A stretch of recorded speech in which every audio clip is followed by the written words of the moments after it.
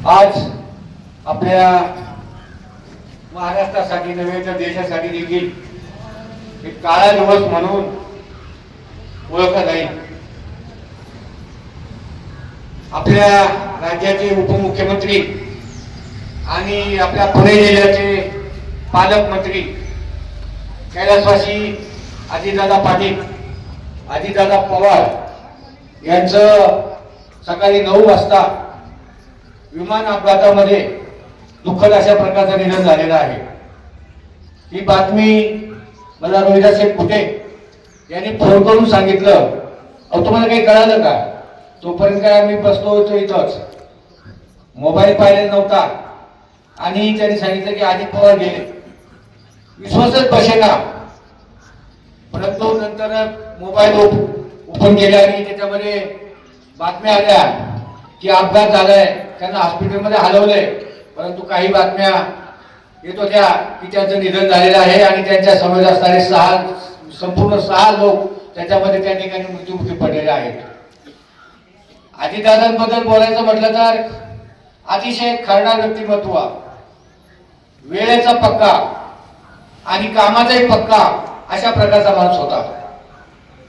पहाटे उठून लवकर आपल्या दिवसाची कामाची सुरुवात करायची। त्यांचा कुठे कार्यक्रम असेल त्या ठिकाणी ते वेळेच्या आधी पोहोचायचे आणि मग अधिकाऱ्यांची देखील धावपळ व्हायची। इतर वेळेला आपण पाहतो काही राजकीय कार्यक्रम असेल, सभा असेल, एखादा नेता आपल्या गावामध्ये यायचा असेल तर दिलेल्या वेळेपेक्षा 2 तासांनी 3 तासांनी उशिरा यायचे। परंतु अजितदादा वेळेचे इतके पक्के होते की ते वेळेवर बरोबर उपस्थित राहायचे। पुण्यामध्ये अनेक प्रकारचे कार्यक्रम त्यांनी घेतले, मेट्रोची कामं पाहिली आणि त्यांचे उद्घाटन वगैरे त्या दृष्टिकोनातून पहाटे 6 वाजता ते त्या कार्यक्रमस्थळी हजर व्हायचे।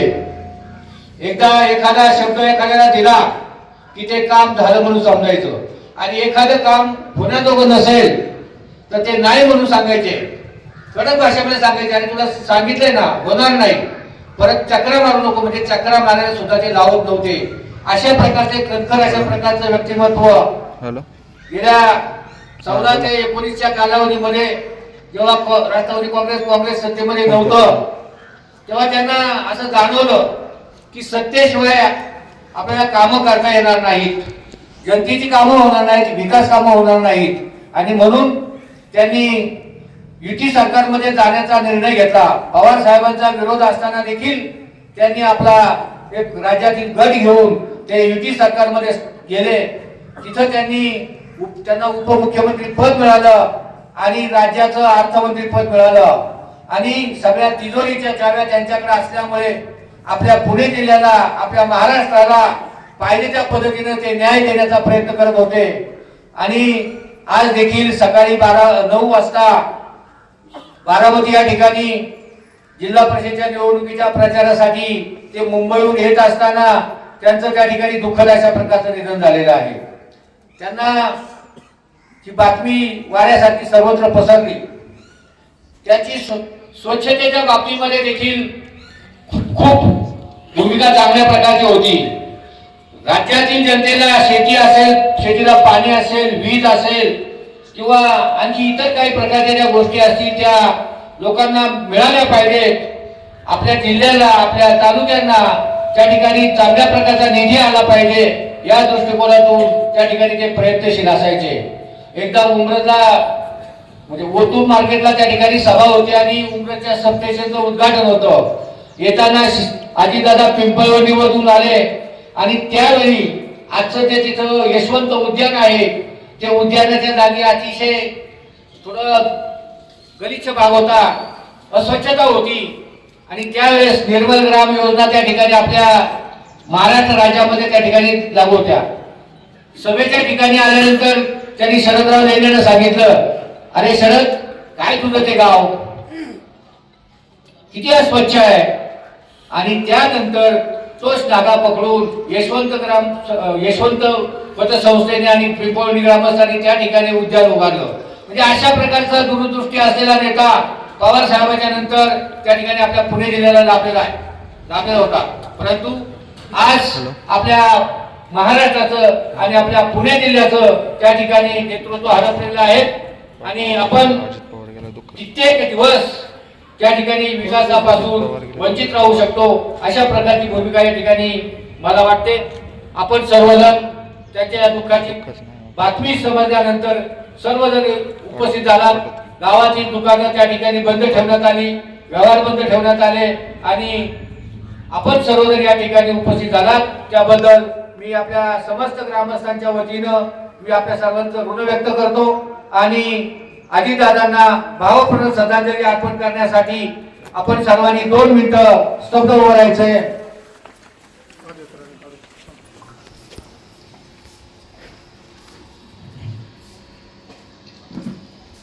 ओम शांती शांती शांती. आपल्या महाराष्ट्राचं कणखर आणि दमदार असं नेतृत्व माननीय अजितदादा पवार आज त्यांच्या विमान अपघातामध्ये दुर्दैवी असा मृत्यू झालेला आहे. खरं तर सकाळी मला आमच्या डॉक्टरांनी फोन केला, क्षणभर विश्वासच बसला. आपल्या गावात अजितदादाच्या माध्यमातून खरं तर 10-15 वर्षापूर्वी फार मोठी सभा झाली होती आणि राष्ट्रवादी पक्षाचं हे एक खंबीर नेतृत्व पुणे जिल्ह्यात आता आपण पाहत होतो. पुणे जिल्हा महानगरपालिका आतापर्यंत त्यांच्याच ताब्यात आपण राहिलेली पाहिली आणि असं हे दमदार नेतृत्व आपल्यातून हरपलं. त्यांच्या जाण्याने आपल्या महाराष्ट्राला पुणे जिल्ह्यात असेल, राष्ट्रवादी काँग्रेस, सगळी माझी महिला संघटना असेल, सर्वपक्षीय नेत्यांना खरं तर हे दुःख झालेलं आहे. त्या दुःखात तुम्ही आम्ही सर्व पिंपरी पेंढार ग्रामस्थ असतील, माझा वेठेकर परिवार असतील, पिंपरी पेंढार ग्रामपंचायत असेल, यांच्या सर्वांच्या वतीनं मी भावपूर्ण आदरांजली अर्पण करून थांबते. ओम शांती, ओम शांती. राज्याचे उपमुख्यमंत्री आणि आपल्या जिल्ह्याचे पालकमंत्री आदरणीय अजितदादा पवार यांचं सकाळी विमान अपघातात दुर्दैवी निधन झालं. अत्यंत स्पष्ट बोलणारा हा नेता, खूप धडाडीचा आणि कर्तृत्ववान नेता आपल्या जिल्ह्यातून हरपलेला. जिल्ह्यासाठी भावी मुख्यमंत्री म्हणून अजितदादांकडे पाहिलं जात होतं आणि तसं त्यांचं कार्यही त्यात तोडावाला असंच होतं. परंतु जे झालंय ते अत्यंत वाईट झालेलं आहे.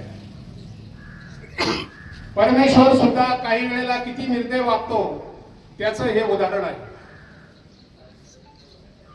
चालता बोलता नेता आज आपल्यातून गेलेला आहे. आपल्या सर्वांना तर दुःख झालेलेच आहे, परंतु संपूर्ण महाराष्ट्रात दुःखाच्या सागरात लोटलेला आहे. असो, मी आपल्या सर्वांच्या वतीनं, आपल्या संपूर्ण पिंपरी पेंढार ग्रामस्थांच्या वतीनं ते दादांच्या आत्म्याला चिरशांती लाभो ही भावपूर्ण श्रद्धांजली अर्पण करतो. ओम शांती, ओम शांती, ओम शांती.